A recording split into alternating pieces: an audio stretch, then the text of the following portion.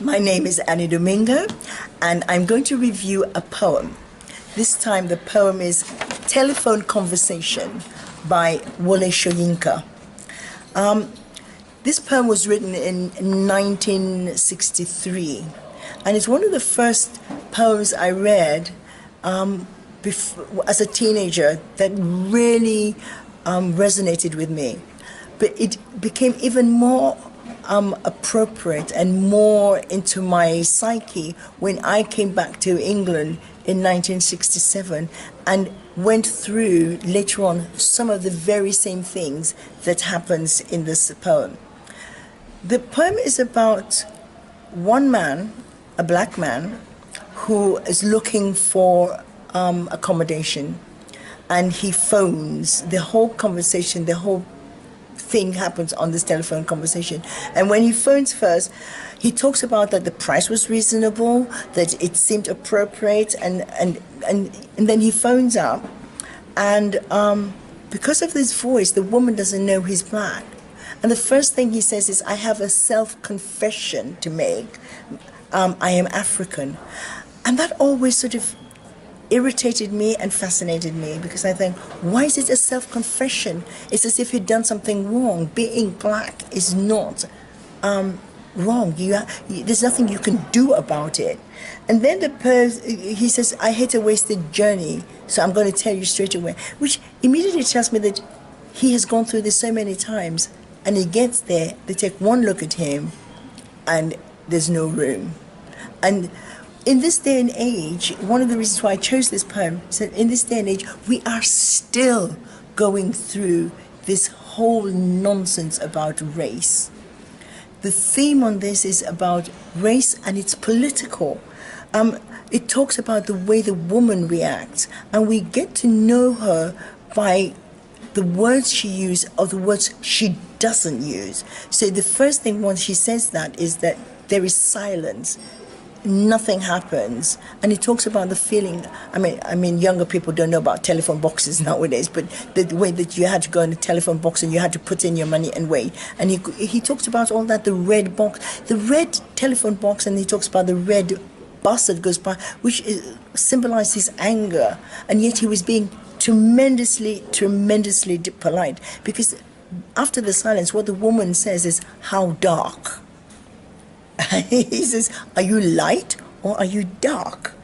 And he talks about this whole feeling. The way he talks about how he feels is talking about what the telephone box smelled like, what it felt like, and it was sort of all representative of his feelings. And you see how ill-mannered, how rude this woman was, and you got her class. But in fact, what you had was, the more she was rude, the more polite, the more erudite he was, and his language was so much more higher and more vibrant than this woman who was just using, you mean, when she says, "Are you light or are you dark? How dark?" He goes, "Oh, do you mean like plain or milk chocolate?" And the ridiculousness of it, the stupidity of this racial manifestation that comes through his color is put in just that simple word: "Am I milk chocolate or am I plain chocolate?" And he uses a lot of words, West African sepia, and so on. So the whole thing about this poem just shows the anger and the way that without being seen, he was one thing. But the minute he's seen, he becomes the other. He becomes somebody to be afraid of, somebody who's too dark, who is not welcome in that house, not welcome in that area, not welcome in that country, not welcome in that place. The woman knows nothing about him, but she's making a whole lot of judgments about him. Just to give you a flavor, he uses humor, but it's a bitter kind of humor to make his point. So, towards the end of the poem, he said that he's black, and she goes, "Oh," and he replies, "Oh, like brunette. That's dark, isn't it?" "Not altogether. Facially, I am brunette.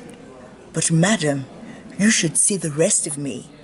Palm of my hand, soles of my feet are a peroxide blonde. Friction caused foolishly, madam, by sitting down has turned my bottom raven black. One moment, madam, sensing her receiver rearing on the thunderclap about my ears.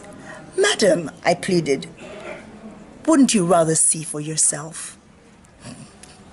And so for the poem Telephone Conversation, it has 5 stars. I don't think that there's another poem I know that in a few lines can just give you the whole feeling, using comedy, but gives you the whole feeling, the ridiculousness of a situation, of an opinion, of a thought, and the way people behave, think, speak, act. 5 star.